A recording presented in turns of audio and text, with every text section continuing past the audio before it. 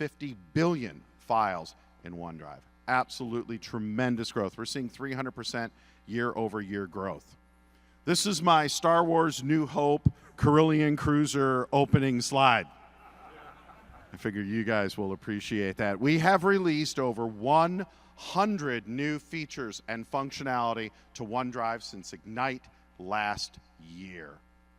How do you feel about that? But here's the cool part. User voice. 43 of those features came from your comments, your suggestions, your input into user voice. You folks are a super important part of the development of OneDrive. 43 user voice items, that's 42,000 votes from about 18,000 users. And of course, we are proud to announce that the #1 most requested feature in user voice was Files on Demand, which will be delivered to you on October 17th. So, start talking about what's new. Jason, why don't you take this one? Sure.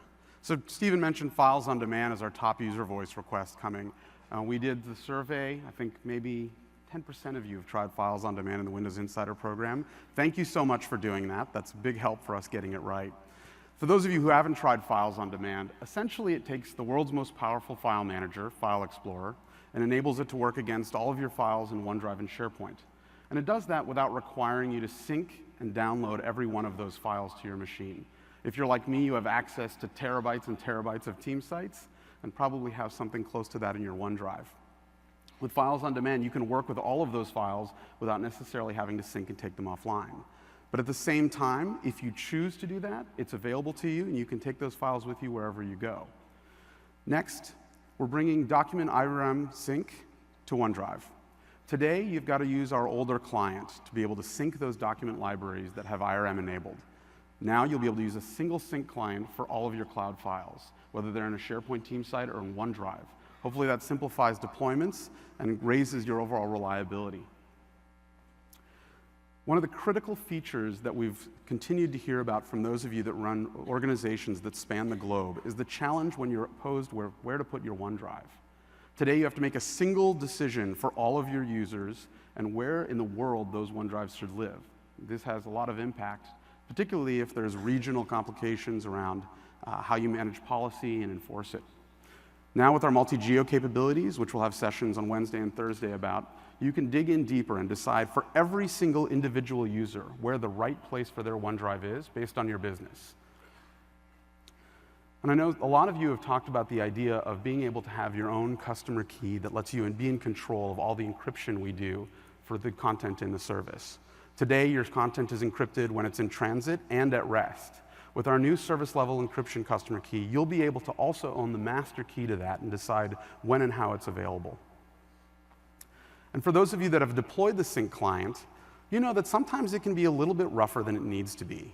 You get prompts for users to sign in and do work with it. With our new automatic configuration, you'll be able to automatically sign your users in, set up their OneDrive without any interaction from them at all. It should speed up deployments and simplify the experience for users tremendously. All right. So I talked a little bit about some of the other things coming in terms of overall administrative experiences, but we're not forgetting about more of the detailed user experiences that the actual productivity users in your organization need. We deployed a new sharing experience this summer across OneDrive, Office.com, and the OneDrive Sync clients on PC and Mac. And that's a new single experience that gives you simple user experience in terms of sharing and enforcement of policy. Well, one of the big things that we hear from you now is about making sure I understand when and how my stuff is shared. Of course, all your files are private by default in OneDrive, but the ability to know when something's shared and who it's shared with turns out to be very critical, especially in an organization where it's managing sensitive information. So you'll see a little bit later in the demo Raphael will do that we've enabled you to see that in a much simpler way, so any user can know when things are shared and who they're available to. On Fast Track, many of our largest organizations have been able to take advantage of this ability to migrate much easier and simpler to the Office 365 cloud. But it hasn't been available to everyone. So we're proud to announce the self-service migration kit. This enables all of you to be able to plan and execute your own migration to the Office 365 cloud. And you can do it on your time in the way that makes best sense for your business. And I know not everyone is ready to move all of their data into the cloud. That's okay. In addition to our iOS app, we're bringing support to on-premises to our Android and Windows apps, meaning that every mobile experience for OneDrive will be able to browse both your cloud content and your on-prem content in the same consistent way. As you make transitions to the cloud, this will simplify the user experience and mean that there's less disruption in taking that step. And of course, something you've probably heard a lot about this week, and you'll certainly hear about more from us, is on the simplification and improvements coming to the Office editing and reviewing experience on the web. In these apps, so much work is done today that it's kind of mind-boggling to think that, less than a decade ago, we didn't have them. But they're not as simple and fast enough to get into and be collaborative as they can be.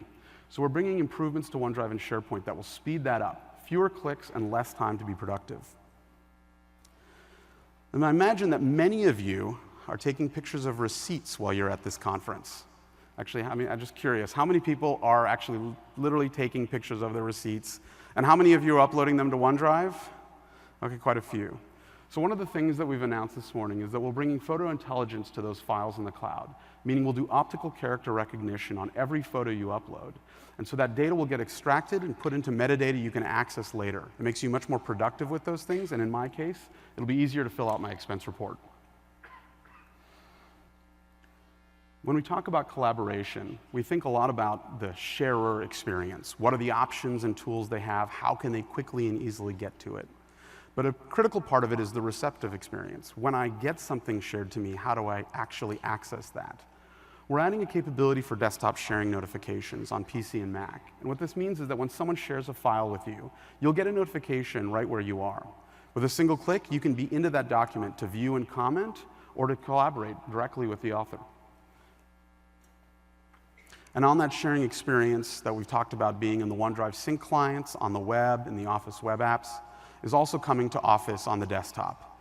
That means that as you're working on your PowerPoint, Word document, your Excel document, you'll be able to share directly in line. You get the same experience and the same consistent UI and the same policy enforcement across those.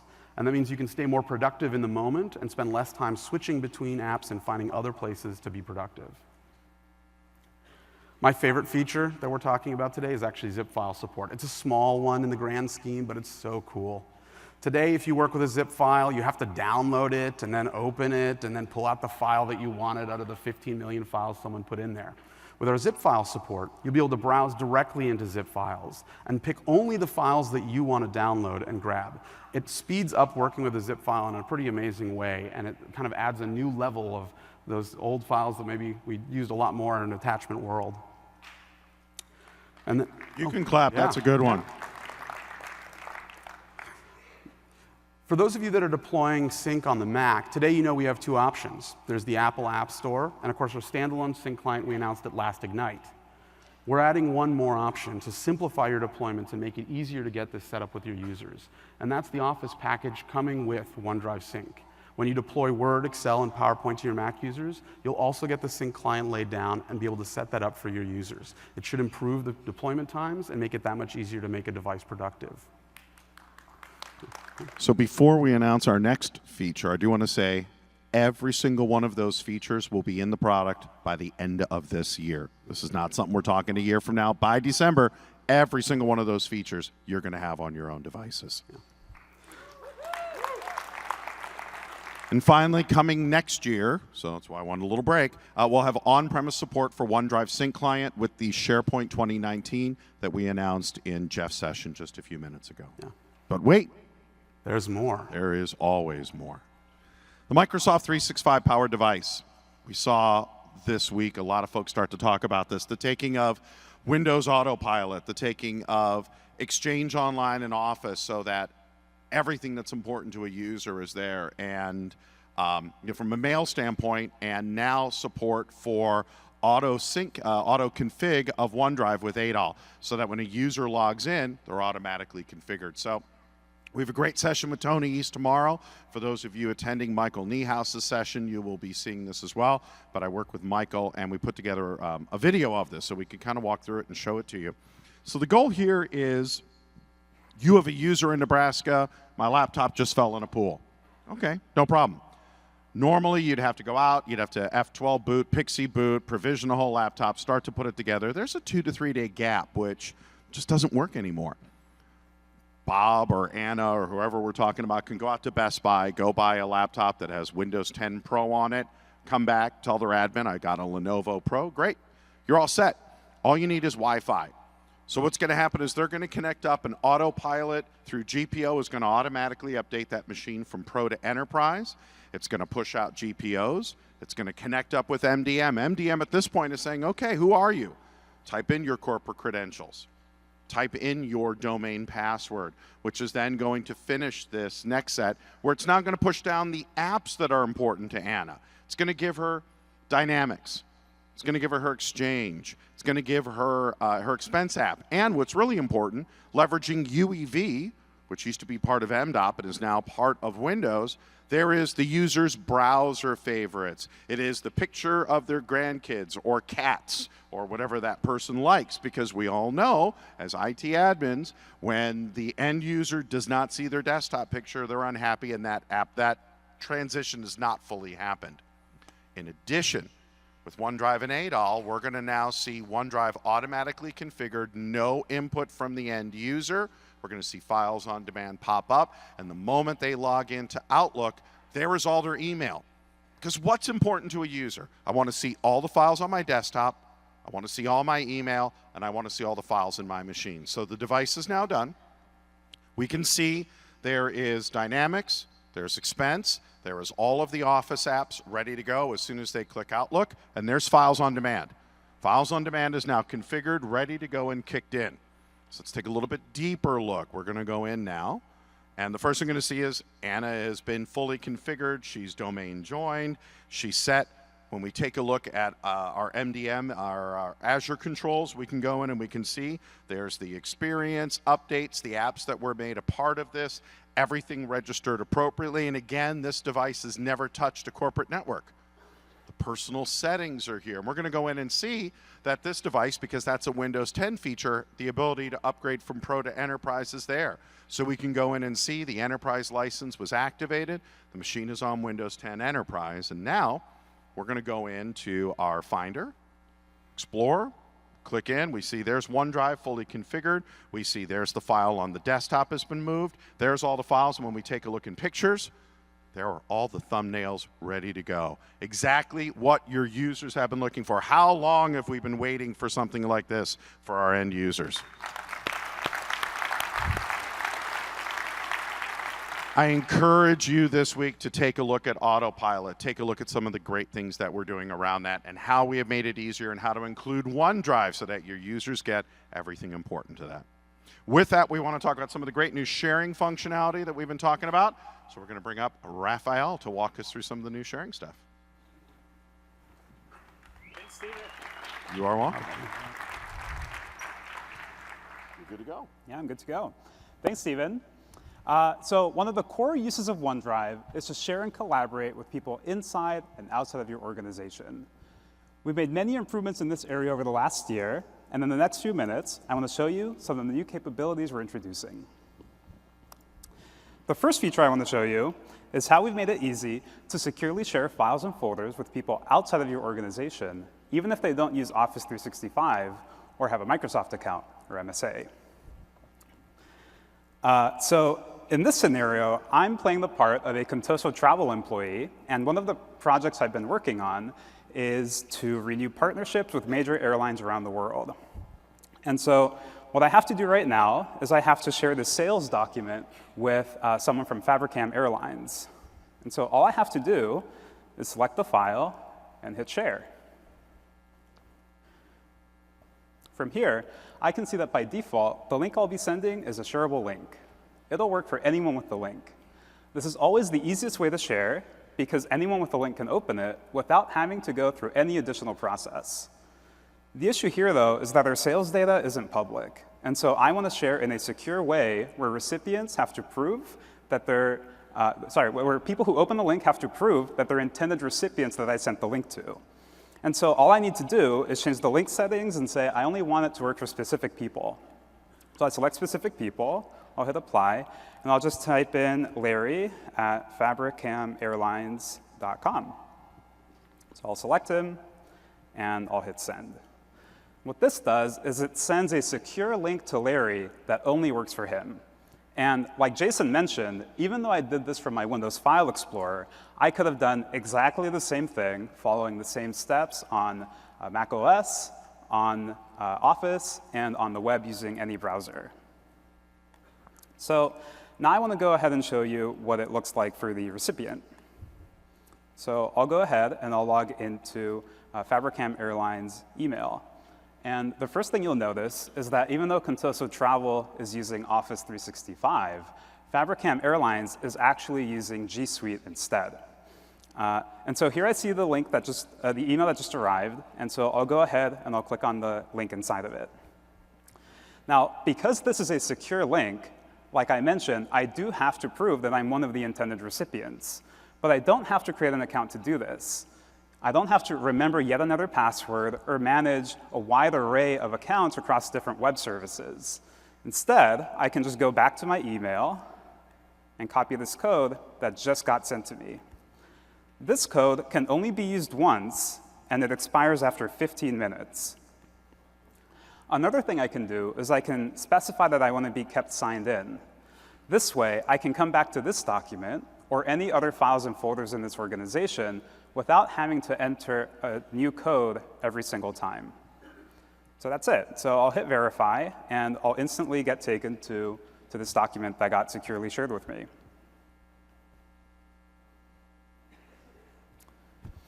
Another feature that we're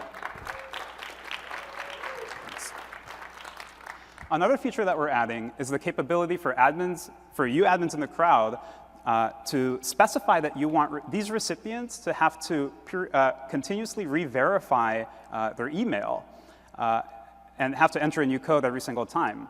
And so this way, if a recipient ever loses access to their email account, for example, like if their employment status changes, then they also lose access to all of the previously shared files and folders in your organization. So while external sharing is a really important scenario, sharing inside of your organization is typically a more common need. For example, last week, I shared a folder with some of my colleagues, and later today, I have a meeting to go over that project.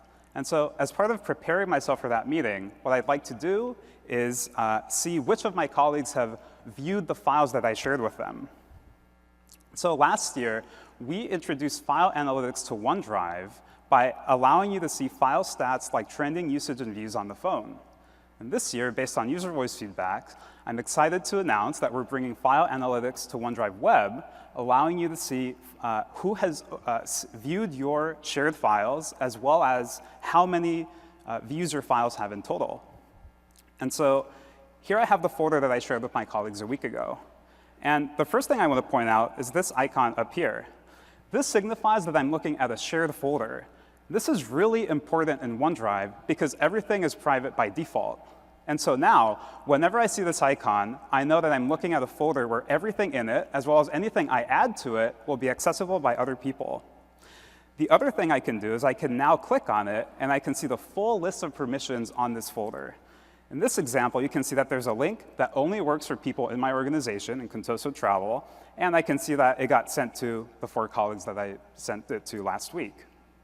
In this case, I already know the folder is shared, and what I'm trying to do is simply see which of my colleagues have been viewing the files that I shared with them.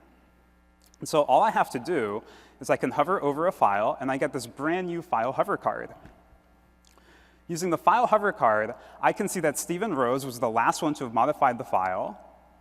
I see that it has 15 views, and it's popular with my colleagues. And it expands to show me the full list of people that have been viewing the file. And so in this example, you can see Jason, Stephen, Jeff, Omar have all been viewing this file. I can click to see details, and the new details pane opens up. From here, I can see a preview of the file, as well as, again, seeing that it has 15 views. Another thing I can do is I can view and apply labels to the file. So in this example, Contoso Travel has set up labels for OneDrive where files can be marked as finance or marketing, and depending on that, there's different policies that apply. So for example, if this were a finance document, I could say I could apply that label, and then it would automatically get deleted after 6 years. In this example, it's not a finance or a marketing document, so I don't have to apply any kind of label. I can scroll down, and I can see the activity that's been going on inside the file. So here, I can see that Jason and Omar have been commenting in the file. I can see that Jason has even been replying to Omar's comment. And I can see that Jeff Teeper, a key stakeholder in my meeting later this afternoon, also commented in the file. So if I wanted to come to my meeting extra prepared, I could open up the document, and I could read his comment, and I might be better prepared with any questions that he might ask me. So I just showed you some of the new capabilities that we're bringing to OneDrive for files and folders that you've shared. But a lot of the times, people share files and folders with you. And so many of you are familiar with our feature Shared With Me. But we've heard your feedback, and we've made Shared With Me faster, easier to use, and more reliable. So let's talk about how we've made it easier to use. The first thing you'll notice is that we now let you know when items got shared with you, as well as who shared them with you. We also let you sort and group by these two columns. And so, for example, I can go ahead and group by all of the different people that have been sharing items with me. I can collapse the list, and I can easily scroll, and I get this nice list of all the people that have been sharing files with me. And so I can scroll down, and I can see that Omar, for example, has shared a PowerPoint document and a Word document with me. I can also now use filters to further narrow down my results. And so I can apply filters based on the last modified time. So if I move this bar to the right, now I'm filtering to only seeing documents that have been modified in the last 30 days.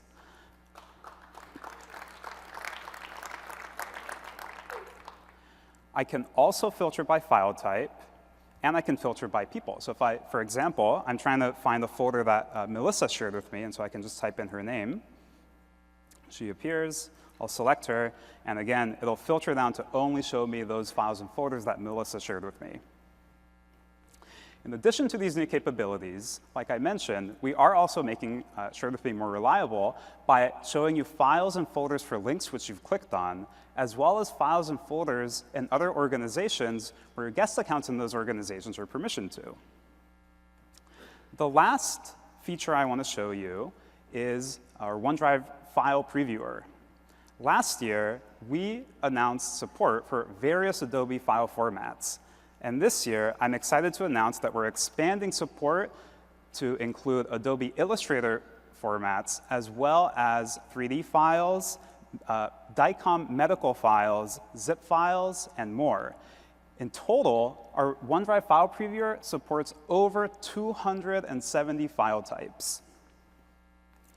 And so this is a folder filled with a lot of various different file types. And so in this example, this is an Illustrator file.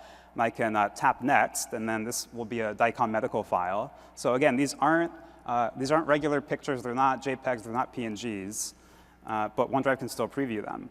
Like Jason mentioned, we also allow previewing zip files. So this is an example of a zip file. And when I select it, you can see that the previewer shows me all of the files in it. And I can choose individual items and download them if I wish. I don't have to download the entire zip file if I'm only interested in some of the files inside of it.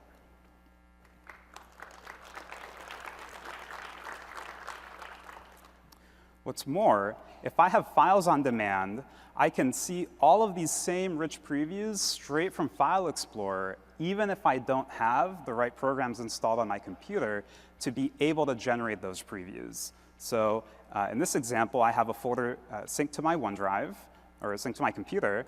And again, I can open up this Adobe Illustrator folder, and the previews will come down. And so these are Illustrator files, but I get previews generated from OneDrive. And in the same way, this is a folder filled with DICOM medical files.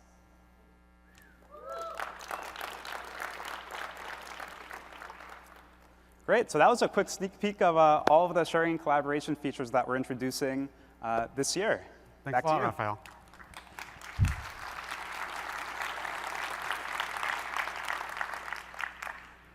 All right, next I'd like to welcome to the stage Ahmed Garib, one of our program managers who focuses on mobile experiences. He's going to walk you through some of the new stuff coming to iOS and Android. Ahmed? Hey. Thanks. Thanks, Jason. For those of you who have been following OneDrive since the very beginning, you know that having best-in-class mobile applications has always been at the heart of the product. We shipped on iOS 5 years ago, and since then, the way we work has gone through a complete transformation. You no longer are just working while you're in the office. You're being productive while you're traveling, when you're meeting with your customers, or even when you're grabbing your morning cup of coffee. We obsess over these scenarios, and here we are over 5 years since that debut with hundreds of millions of installs, 3 world-class applications, and millions of users who depend on us to get work done every single day. So I'm going to show you what's new, starting with Android. Oh, there we go. Yeah. Great. Up and running. Great. It's Android. Oh, whoops. All right, great. So I'm going to launch the OneDrive app. There we go. And first thing you'll notice is that same beautiful experience that Raphael showed us on the web is now available on your mobile device. Thanks to your feedback, we were able to create an experience that's simpler and looks great on every device. Your files and folders are clearer than ever before with large icons and beautiful previews. In addition, your metadata is even simpler, and at a glance, you can tell which files or folders are available offline, what's shared with you, when the last time a file was modified, what's new, and even what's trending. In addition, you let us know that users had a hard time always finding how to take actions on files or folders. Many didn't know you had to tap and hold on a folder to see the commands, and when they didn't know what some of these icons meant. So we've introduced a context menu that now shows you all the available commands on that file or folder. Not only that, but each command has a clear label, so there's no misunderstanding on what each one means. Also, last year, you let us know that while offlining files was nice, you wanted a little bit more. You wanted the ability to download an entire folder and have it available for you so you could use it at any time. You wanted changes to sync down to that device, and so that's what we did. If I tap Keep Offline, everything in my Documents folder will start to download. If I open it up, you'll notice they have the same icons that you would expect from files on files on demand. In addition, if I have folder redirection set up with my desktop, now anytime I create a file in my Documents folder, it'll instantly be downloaded to my device. You'll also notice we added a new tab bar at the bottom that makes your most important files one tap away. So whether it's my recent files, my shared files, or even my SharePoint sites, everything's right there. In addition, the context menu that I showed you earlier is available in every single one of these views, so you could offline pretty much anything. Now, we know a lot of you also have multiple OneDrive accounts, and we wanted to make it easier to switch between those accounts. So we added a new account switcher in the top left. And there, you'll notice all my signed-in accounts, and I can also add a new account. If I tap in to my second account, I'm instantly dropped into that account. Some of you will also notice that this account looks a little different. So based on your feedback that you're on a multi-year transition to the cloud, we wanted to help make that easier. So I'm happy to announce that starting today, we support SharePoint Server 2013 and 2016 on iOS and on Android. Great. So now I'm going to switch it up, hopefully, and jump over to the iPad. Great. Now, how many of you have iPhones or iPads deployed in your organization? Everyone. Surprised. With every release of iOS, we focus on taking advantage of the latest platform capabilities to make you more productive. I'm happy to say we're going to continue that trend this year. You might have noticed in June, Apple announced the Files app featuring OneDrive, and I'm happy to show you that and everything else that's new on OneDrive for iOS. So first, Like Raphael said, one of the core uses of OneDrive is to share and collaborate with those inside and outside your organization. So say Jason sent me a link. I'm on my morning commute, and I want to open it. I know, though, what's going to happen if I tap this link on my mobile device. I'll be taken to the mobile web browser. I'll have to sign in again. I'll go through a redirect. And then eventually, I'll be dropped into a mobile previewer. We think sharing and collaborating should be seamless and quick, so we wanted to fix this. So now, if I tap open, I'll be instantly directed to the OneDrive app, and we'll get a preview right there of my PowerPoint. Yeah. Great. Now, taking a step back, if I look at the files experience, you'll notice that same familiar experience we've shown you across our range of devices today. Not only that, though, but the experience takes advantage of the large real estate provided on the iPad. So your metadata spreads out, and it's easier than ever to sort. All I do is tap the date header or the name header, and it's instantly sorted using that metadata. Anyone who's used a PC or Mac will feel right at home on their iPad now. But we didn't stop at the UI. We wanted to make it easier to get content into OneDrive. So I'm going to open up this folder. And say one of my designers, Ryan, sends me an Adobe Illustrator file. I'm going to go over there. He wants me to review it, and I would love to, but I can't. I don't get a preview in the Mail app. There's no way for me to see it. I could install another application, figure out with my IT how to manage that application, but that's all pretty much a pain. Normally, I'll just have to wait till I get my computer, install Illustrator on there, and then I'll get to take a look at it. Wouldn't it be great if it was just as easy on my PC and if I had one application that can handle all my files? Well, now, with iOS 11, I can just tap and hold, drag this over, drop it, and deal with beta software. Let's do it again one more time. So, OK, let's make a new folder. There we go. We'll bring up the Mail app, take my blueprint, drop it in. There we go. The file will be instantly uploaded, and a preview will be generated. And then I can just click on the file, and there it is. My Adobe Illustrator file is right there. But it doesn't stop there.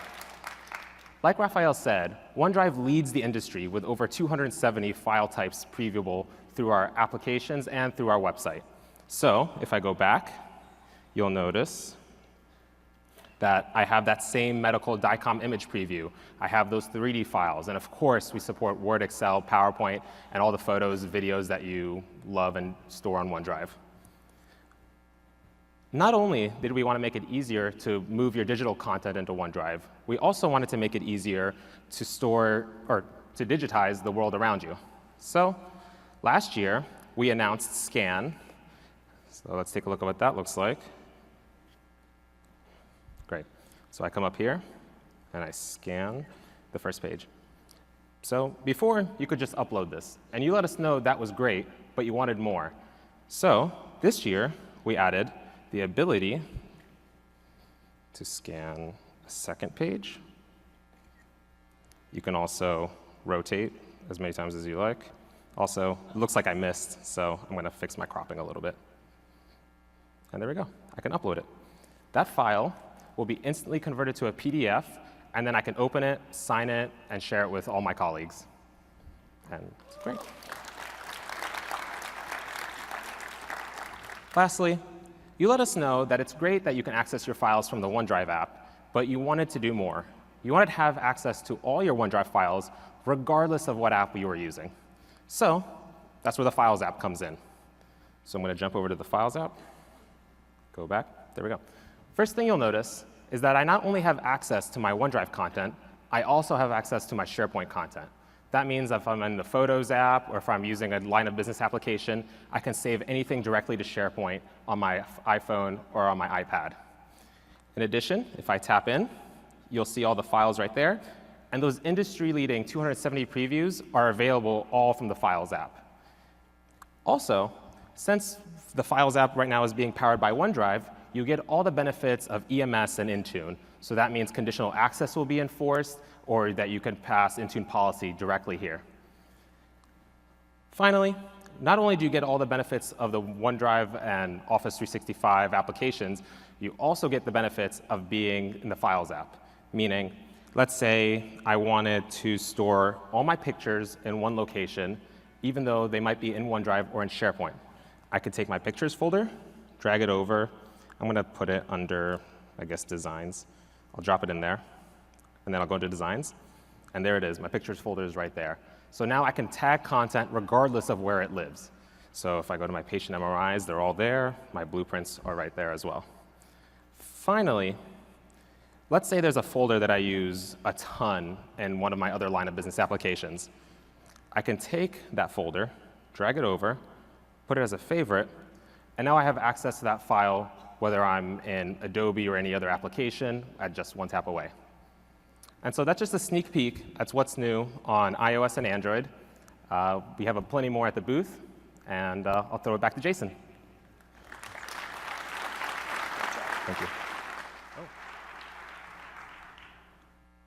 Awesome stuff. I was in the back looking at Twitter, and somebody said, hey, when is that Adolf thing going to be available? I did forget to announce that goes into preview this week.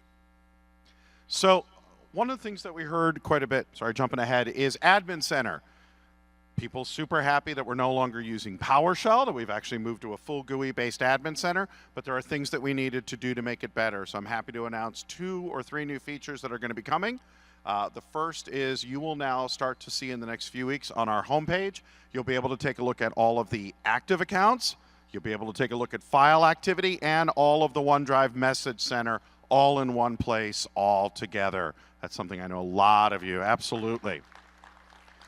And we heard back that sharing was still a little bit confusing when it came to setting rights and permissions. So what we've done is we've created a slider, least permissive to most permissive, and you can sort of move up and down to find that perfect area from we want to allow everybody to share to we really want to restrict it and bring it down. So we're going to be continually refining this, and again, this is really based on your feedback. I'm going to bring Jason back up because we want to talk a little bit about what's next. Jason? Thanks, Stephen. Why don't you kind of walk us through what's next for Files on Demand? Sure. So those were some pretty awesome demos, I got to say. Yeah, they did a great job. Ahmed A big and hand Raphael for Raphael and Ahmed. Yeah.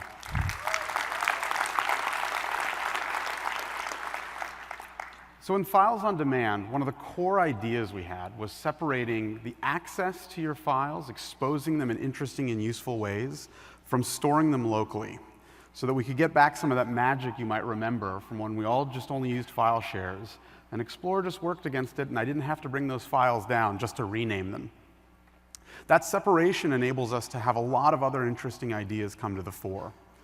For example, when you think about the verbs and commands that show up, when Raphael shared from Explorer, he doesn't have to have those files synced at all. He can right-click on any of those files, whether they're on his machine or not, and share them. The same with the previews. The previews don't require the file to be materialized on disk. We're able to take the intelligence of the cloud, where it's created those previews, and send them out to any endpoint. We think there are other features that will come up in interesting and exciting ways here.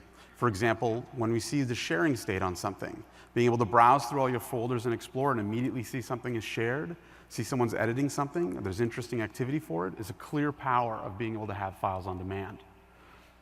In addition, you want to transition? Oh, great. We think this applies in VDI scenarios. Now today, actually, how many of you are deploying VDI? Okay, great. Quite a few, good. We're starting to see that become more and more interesting as a solution. And today we have 2 great solutions for actually deploying with OneDrive. The first is our full-featured modern web experience that works in any web browser. It gives you access to all of the capabilities in OneDrive. But in addition, for those of you using Windows 10, we have the Windows Universal Windows app. And what that allows us to do with OneDrive is browse all of those experiences just like on the iPad, as you just saw, or on a mobile phone. But that's not enough. We know that File Explorer, the file system access, is crucial to having a great experience. So as you think about what you'll do with deploying VDI and using that, it's clear that Files on Demand has a role to play. Our recommendation on that and thinking going forward is to get ready to deploy the Windows 10 File Creators Update. That'll give you access to that experience and start to prepare for how that world will work in your network and organization. Security. We talked a little bit earlier about how incredibly important security is. Today, Our information is encrypted, at rest, in motion. We meet more than all of the compliances, including around HIPAA, ISO, SOX, et cetera. But one of the things we heard was the future's changing. It's not just about file corruption. It's not just about malware. We're concerned about things like ransomware. And we want to make it easier when these things hit our company. We had several companies who we partner with very, very deeply who got hit by some of these attacks and came to us and said, how can we make this a better, easier experience? And we agree. So keeping your data safe is key. Your files are at the heart of your business, and losing content, disruption, costs money, and it's just unacceptable. So we are happy to announce that we will be releasing before the end of the year a new feature called Files Restore. This is going to allow your users self-service access to be able to restore any file from any point in time within the past 30 days. Here's how this feature will work. So your user themselves, they'll be able to go in. They can take a look at all of their files. They can either say, show me today, show me last week. They can use a slider. They'll see all of their files there. They'll be able to click and choose the files that they want to pick. They can then choose Restore. It'll say, are you sure you want to do this? Because you may have done an accidental deletion of 1,800 files. Just making sure you're aware. You say, yep, I absolutely want to, and we are good to go. That is Files Restore, which will come to OneDrive before the end of the year. Good stuff? Awesome. We've had so many great customers come to OneDrive that have left shared drives, that have moved away from our competitors saying, you've got a great product now. You guys have done a lot of great work. Lowe's, DBS, Shire. But it comes down to working with you folks and listening to you folks. So it's at this point, I want to go ahead and call up Justin Litherland. Justin is with Lowe's. He is their Vice President of IT for Stores. Lowe's was founded in 1946. They have over 23, almost 2,400 stores in the United States, Canada, and Mexico. Over 290,000 employees and 17 million customers a day. So we're supposed to have another mic up here, but I'm going to give you mine. And if I have to, I'll talk sexily into Jason's lapel. Big hand for Justin. All right, Justin, first question for you is tell us about your OneDrive rollout, because you guys are really rolling this thing out, getting it out to your users, and why? It doesn't seem like Lowe's is a store that needs to give everybody OneDrive access. So yeah, thanks for having me. With a worldwide workforce, certainly continental North America, collaboration's a big piece of this for us, right? So we basically deployed across the chain. Everybody got Exchange, OneDrive for Business, and Skype for Business as well. So we had a lot of NAS devices in all of our stores across continental North America that were just costing us a lot to maintain and look after. We still use them for different things, but for collaboration, it was really within the store. Today, they can share files not only in their store, in their market, in their region, but across the country and across the different states. From a productivity and efficiency play, it's been a huge win for us. How hard has it been to deploy OneDrive and get it out to your users? Actually, the stores haven't really had this much capability before, so they didn't really have anything. So it was actually relatively easy to deploy.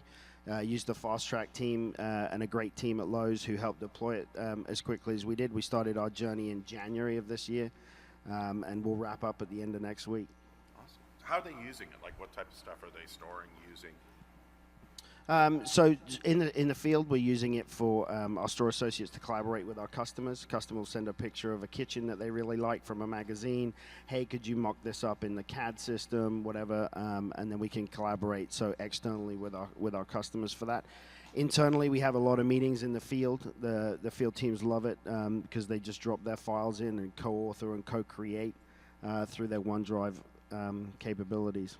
So you guys using desktop, Macs? Are you using a combination of mobile devices? How are they connecting to all of this? So a lot of them vary, right? Mobile devices, we've got any different flavor of those. We've got shared devices in the store, dedicated devices in the store, running multiple different OSs. But we're using it across the whole platform, and it's working really well. Are you finding the ubiquity that it's easy for people to move back and forth between these different platforms now? Yeah, I mean, it's definitely helping. Engagement's definitely gone up. They feel empowered to say yes more often, right? I think it's been a really, really good experience for everybody. And I think one of the biggest things from a field perspective is, those handwritten notes are no longer, right? They're using their iPads and OneNote saved in their OneDrive accounts, and that syncs across all their devices. I mean, that's probably one of the biggest wins that we got out of this. How are you getting your end users on board? Because training's always tough. We were using a shared drive, now we're going to this. So what are some of the ways that you're helping your end users to be able to get up to speed and leverage the technology? So we, through the Fast Track team, they gave us a bunch of videos and PowerPoints that we could put out there on a wiki and a blog that everybody could get to once we migrated everybody. So really encouraging them. We haven't really put too much governance over it right now, really just to see what they're going to do to it. And it'd be great to see what we can do with these new features you guys have announced. Well, and you guys are also doing SharePoint as part of this as well. So how is OneDrive and SharePoint playing a role in how you are transforming your business and empowering your employees? So we've had SharePoint in the corporate office for a while, and we're in the process of rolling that out to our stores. So we're about 200 and so stores right now. We'll be done by the end of the year, but really focusing on a place where you can store those personal files in your OneDrive, right, versus the collaborative files on the SharePoint that you want everybody to use and see. So really making sure that we can collaborate way better with the global workforce that we've got. Any advice you have for folks out there that are looking to roll out? I would certainly say leverage the Fast Track to do your pre-work, and then we had a great team on premise. Many of them are actually here in the crowd, and they did a tremendous job of migrating a lot of this data, and it's made a world of difference. I would tell you it's very empowering for your employees to leverage this capability, and it's been a huge success for us. Awesome.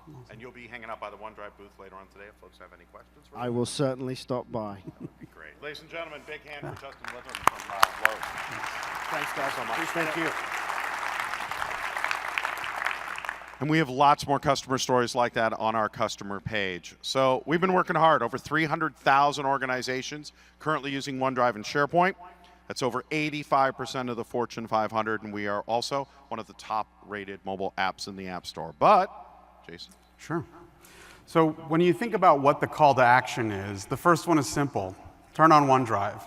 We've seen incredible growth over the last year alone, but it's one thing where we've noticed that as you start to get that toehold, as you get users in your organizations beginning to use OneDrive, especially across multiple endpoints, like on a PC and their phone, the magic really starts to explode, and they find ways to connect with others that they hadn't done before. They become aware of scenarios they simply didn't think about needing before. And so that's kind of a simple call to action, which is to begin those pilots as soon as you can. When you do that, it enables your users to tell you about the value that you're getting out of it. Second, sign up first release. What this enables you to do is with your tenant, you can actually get early access to bits before we roll them out to the general populace. This helps us kind of both ways. You get a heads up and new opportunities to see the experiences in action before they roll out for everyone you know. In addition, you get to give us feedback that we are so incredibly helpful for. It helps us to make the product better, and it helps us make sure that we're making the right decisions. And then finally, definitely leverage your user voice. We listen to our user voice every month. We spend time across design, research, engineering, and program management, understanding what kind of feedback we're getting, the new ideas, what's popping and trending, and what are the kind of scenarios and depth commentary we get that helps inform our roadmap and thinking in the product. We spend a lot of time listening, and I know a lot of our competitors browse the site too, so they would thank you as well. And it's great to get that feedback into our system. Absolutely. We want to make sure we leave a little bit of time for questions. But there are 3 key resources. Number 1 is OneDrive.com/business, where you will go ahead and get our latest information, access to our Gartner reports, all of the different tools that we've talked to. Our techcommunity.microsoft.com/OneDrive is our blog. Today I'll be posting a great interview with Jeff Tieper in a few hours. Also, all of the features we talked about here are listed in the current blog post, so if you missed one, you can go back, you can read the write-up. And of course, User Voice, OneDrive.uservoice.com, for you to be able to go in, upvote, downvote, or add new features. And what's great is I've sat in those meetings. Monthly, we'll go in, we'll take a look, and once we have 100 votes for something, we will tell you, yes, we're considering it, we're going to do it, it's done, it's not, here's why, and we'll really work very hard to do that.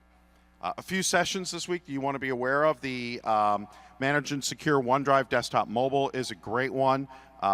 The Deploy OneDrive Across Devices, that's Tony East, Patricia Hendricks, and their team, and they will go through the ADOL scenario that I talked about, that autopilot scenario. They'll be covering that, as well as Michael Niehouse's sessions. So with the last 15 minutes, we want to go ahead, and if anybody has any question, we have microphones out there. Come on up, and we'll be happy to answer them. Don't be shy. You know you have questions.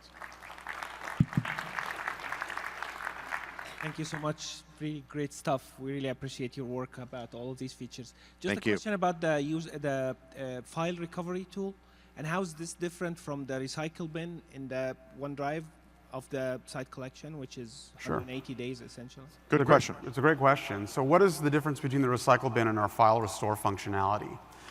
Recycle bin continues to work as is. It's an end user experience that's simple and direct for saying, oops, I meant to get that thing back, and it provides that first level capability. File restore gives you a little more of a detailed experience in deciding that there was an event or a moment in time I want to restore the entire set of my OneDrive to. So you can think of them as kind of cherry picking a specific file you want to restore at a specific time versus being able to roll back a whole set at a given moment for your OneDrive. Great. Over here.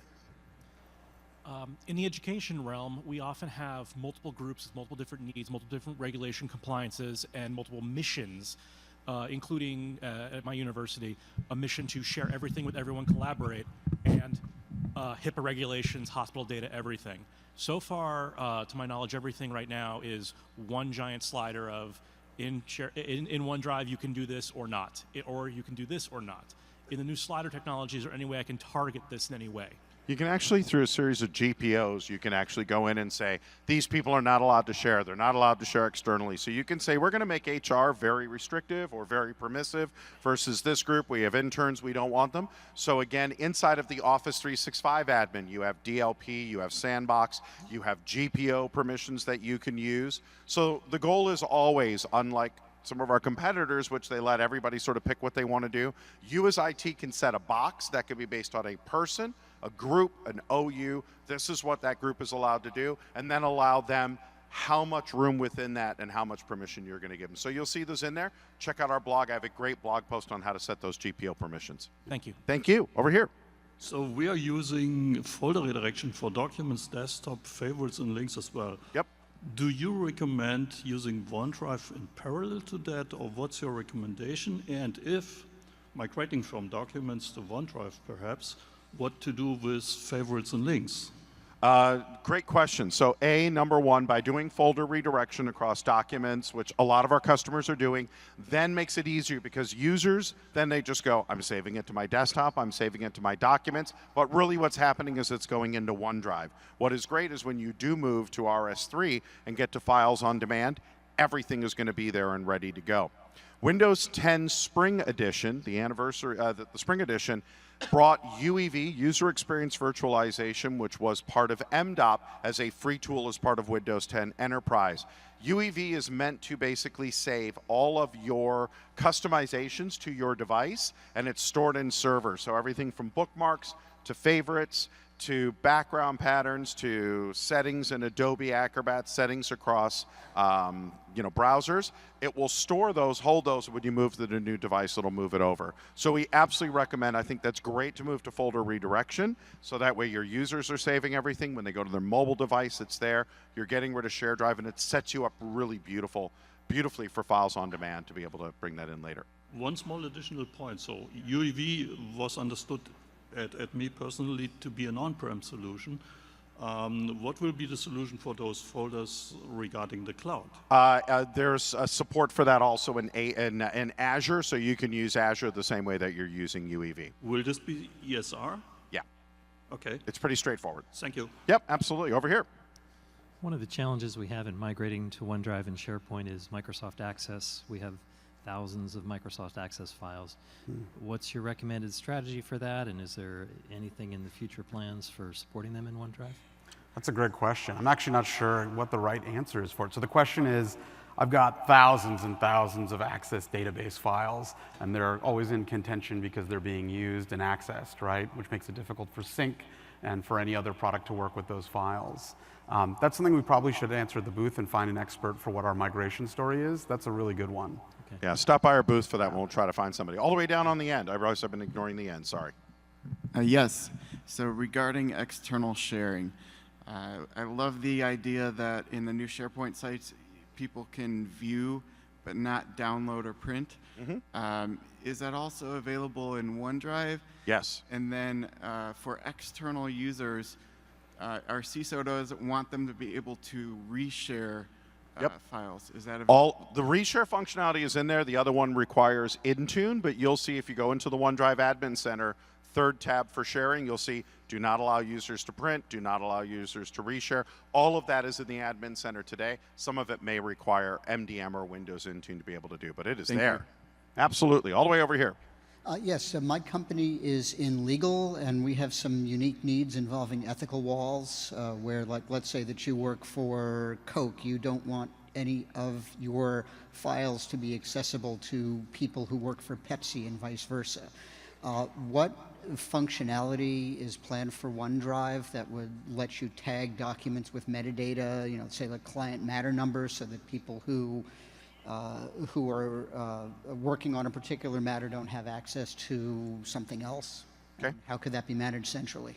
I know some of that. I know Navjot is probably going to be our best person. There's about two DLP. things. Number one, you can pick a whitelist or blacklist of domains that users can share with. So you could say Pepsi is on the blacklist and they cannot share. We support the coding of high business impact, low business impact. So Raphael showed where you can actually tag it. Again, the DLP policies, the same policies that you're using for Exchange and that you're using for SharePoint, extend out to OneDrive. To go deeper than that, I'll invite you to our booth and we'll get you with our security folks and go a little bit deeper. Thank you. Great question. Thank you. Yes, sir. Is there a different deployment schedule for government cloud? I don't know. That's a great There question. is. I don't know what the schedule is, but usually there is. Again, stop by. We'll get you with one of our government cloud specialists. Yes. Yes, sir. Yeah, what's stopped our company so far from using OneDrive is the availability of who has access to the keys, to the encryption keys. Yeah. I know you have bring your own key type functionality. Yeah. That's really the determining factor for us. Can you tell a little bit more about the schedule for that? You said it was coming. It has been in preview. It has been in preview, so we have customers testing it. The idea behind that, for those of you not familiar, is that if you decide to pull out of Microsoft's cloud, you take that key with you. We no longer can access and cannot access any of that content. If you ask us, sorry, you own the key, you have that. I believe we're starting to roll that out in GA now or in the next few weeks. It will be, we By end of will year. go to the public rollout before the end of the year. It's been in private preview to date right now. Do you have access to that key while it's in while it's in OneDrive, or are we the only holders of that key? That's kind of the big question. Is You can say, I do not want Microsoft to hold a recovery key, which we can do, but be aware, if you lose your key or screw it up, we cannot help you. Exactly. So, Perfect. but Thank yes, you can, absolutely. All the way down on the end. Yeah, hi, I really like that previewer feature. Thanks. Do you need an E1 or an E3 license to view project files? Nope.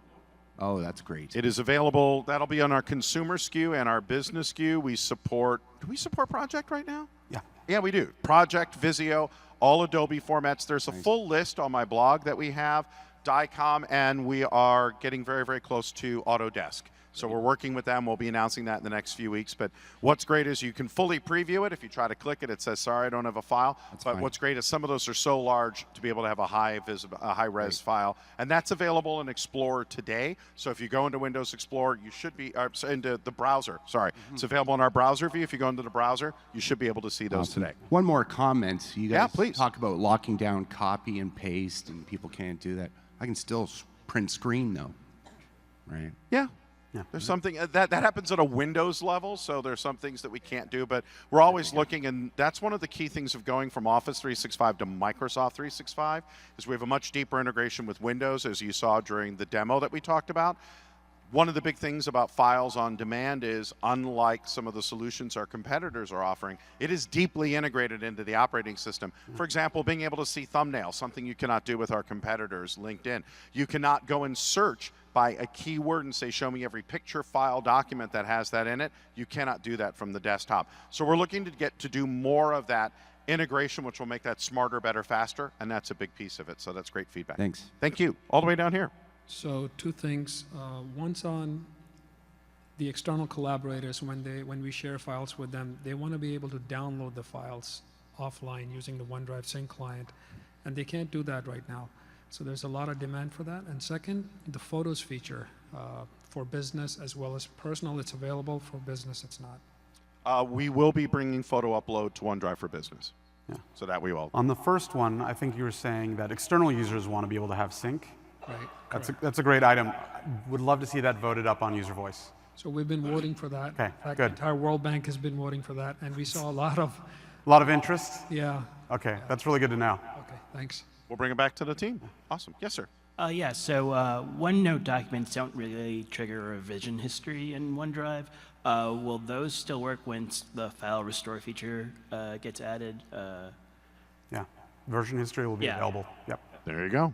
Thank you. Yes, sir. One of the mobile features that I've been looking for on the OneDrive for Business is camera upload, because I'm trying to kick out one of your competitors. It's coming. Yeah, we just mentioned it. Definitely hear that. It's coming. Yeah. Thank you. Yeah, no, we know that there are corporate managed devices, and you want to be able to say every picture you take just goes right in there, so it's coming. Yeah, the other question is, now the OneDrive and OneDrive for Business were two different products at one point. Are you merging them with different feature sets that you turn on, or is it still going to be two different products?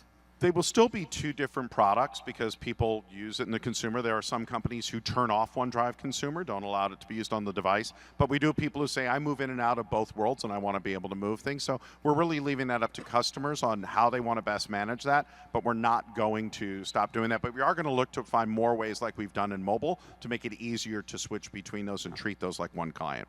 Fair enough. Thank you. Thank you. All the way down at the end. So is there any ability to backport the files on demand feature to down-level clients? Is there an ability to download? So you're saying backport? So bring you're, it down let me level? rephrase that. Will we bring that to Windows 7? Yes. We have no plans at this time. Yeah, it's deeply support- integrated in It's the out way of we built it with mainstream Windows. support at this point. We're already into extended support. It would require a lot of, as I said, it has deep integration into the operating system, so it would take a lot of work for us to go ahead and do that. And at this point, that it's out of mainstream support, we don't see doing it. We really feel that the experience in Windows 10, there are so many things it brings to it, that it will create a great experience, and we're going to focus on continuing to bring that experience to Windows 10 at this time. Not the first person to ask it, so, but thanks. All the way down here. Hi. So my question is, and I stopped by the booth about this, I don't know if there's future plans, but basically, I'm wanting to know your plans in terms of syncing data while my computer or server, whichever, is not logged in. So basically, you know, someone's sharing a folder with me, it contains video files, my computer is on the network, I'm not signed in, but when he dumps those files, it'll just automatically just download. So when I get to work in the morning, I sign in, it's, you know, ready. Yes. So the scenario is essentially you're signing out of your device frequently enough that OneDrive isn't running, and you'd love for OneDrive to be running in the background as a system service, perhaps, and Yes. syncing those files down. Not something we're doing currently, but it's a good piece of feedback. Another one that would be great to have on user voice. Okay, so user voice it is. Thanks. Yes, sir. Yes, hi. We have OneDrive deployed for all of our employees, almost all of our employees, and we have a hybrid scenario. Thank you. You're welcome. So good presentation, by the way. I really appreciated the bullet point on information rights management, digital rights management. We got everything there. We've put our key up in Azure RMS. We have our on-prem stuff referencing with connector servers out there to it. We had to stop short of turning it on in the tenant because we realized the OneDrive Next-Gen Sync client had some issues with it. Was big red, don't use this right now, and then they put a hot fix out to fix it, so now it's like in the read-only type state syncing a library. If you have a list or a library that has information rights management turned on, yes, we don't want to encourage people to use that, and people could turn it on their OneDrive and it caused some issues. So we saw that was being deployed, and we're kind of in the state now where that quasi the read-only type caveat applies to us. We should get you into our preview program, which would allow you to start playing it now. That'd be great, because we have it 50% deployed, and we want to hit that button. Come see us after the session, or come to the booth. We'll connect you with the right people. Great, we have thank a you so bunch of much. large customers in preview right now as part of a preview tenant, so we can move into that so you could start to test it, and then as we continue to get it into mainstream by the end of the year, you'll be good. That'd be awesome. Our risk folks will be very happy. Thank you. Awesome. Thank you. Yes, sir. Your VDI support, could you elaborate on that just a little further? I'm sorry, what was the question? The VDI enhancements you mentioned? Sure. So really that's looking forward to the future and kind of acknowledging that we're starting to hear more and more about VDI scenarios. You know, I think a couple of years ago at the first Ignite, we asked about it, and there wasn't much in the room. Yeah. But now it's something that we hear about more often. And so we think this is a killer kind of capability to provide. We focused to date on our web experience and on our universal Windows app experience, which both work great in VDI scenarios. But we know that folks want more access from Win32 apps and such. And so we're spending time thinking about it. We don't have specifics to announce or things to share, but it's something we're aware of. Okay, so nothing concrete, no dates or anything. Nothing I can plan around. No, we realize it's a priority. We're hearing it from more and more customers, so we will make it an engineering focus this year and stand on this stage next year and hand you a solution that is fully baked, ready to go. We'll meet you. Would love to hear from you at the booth about specifics of the things you want and the capabilities you want to enable. Yeah. Okay, thank you. Thank you. All the way down. My question is about the mobile clients. We have physicians that work for multiple hospital systems, and with the app containerization that encrypts that data, is that per account?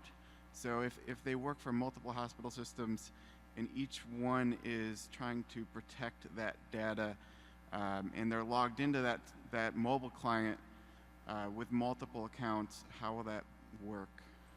That's a really good question. I'm looking to my mobile team here. We do it per account, right? Yes. But a device can be managed by only one policy provider, so one MDM provider, for example. Okay, so they would conflict then. So you'd be able to have multiple accounts. That the data is sealed and separate, but the device itself, Apple and Android don't allow the opportunity to have them managed by different people, and so that you'd still have to choose who is the device owner and manager. Thank you. Thank you. Got time for about 2 more. Hey guys, in a SharePoint site, if you save a URL, like a link, it saves as an ASPX file. When you sync that in the OneDrive sync client, it hangs the sync client unless you have like extended permissions like beyond contribute. Is that something that you guys are planning to address? Yeah, that sounds like one of the areas we're knocking off. Definitely come by our booth today, because it'd be great to talk a bit about the specific case and make sure that we're going for it. Yeah. Okay, cool. Thanks. We'll do your question, then we'll have to wrap it up, but you can stop by the booth or catch us after the session. Yes, sir. Thank you. We're new to this whole OneDrive rollout, and with the admin center, the file restore, and actually the offboarding agent within the new admin console, is there any way to kind of put a person's OneDrive on like a litigation hold, because people being people, they'll delete everything and then leave the company? Because we're trying to transition from a competing product to OneDrive to take care of that for us. Customer lockbox, all that sort of, again, all the features that are available in Exchange, because you can do that in Exchange, extend out to SharePoint and OneDrive. They're all part of the Office 365, so DLP, all that stuff. So you could do lockbox for that customer. You can say they cannot delete anything. It has to be held. These are the retention policies. It's in, matter of fact, when you go in to create the policy, you'll see if you go to advanced, it'll say Exchange, SharePoint, and OneDrive. So you can just literally click a button and extend that out across all of those, because all of those are share endpoints. Exchange, OneDrive, and SharePoint are all ways that, and the 3 ways that a user would share data. So all of those have to be managed the same way. Appreciate it. Thank you guys. Absolutely. Last question. All right, lucky last. So we're at the very tail end of moving all of our users to OneDrive. It's working pretty well. The one pain point, telemetry on sync health. On the PC. When's that coming, or what's this is a common ask, which is, hey, as I'm rolling out the sync client, I want to know, how's it doing? Where's it at? Who's hitting an error? So there's a session tomorrow that Tony and Pat are doing. They'll talk a little bit about that, and you can come by the booth as well. It's something we're spending a lot of time on, making sure we can find the ways to provide the right reporting and capabilities for you, so that's useful and productive for you to know about what's going on with sync clients. The new graph you saw in the admin console is the first step. So we'll continue to build on that, and if you want, you can beat up on Randy over here and tell him you want it, and he'll run away from you and give you more info. Thanks, everyone, for showing up. Thanks a lot so much. Enjoy the rest of the conference. Thanks so much.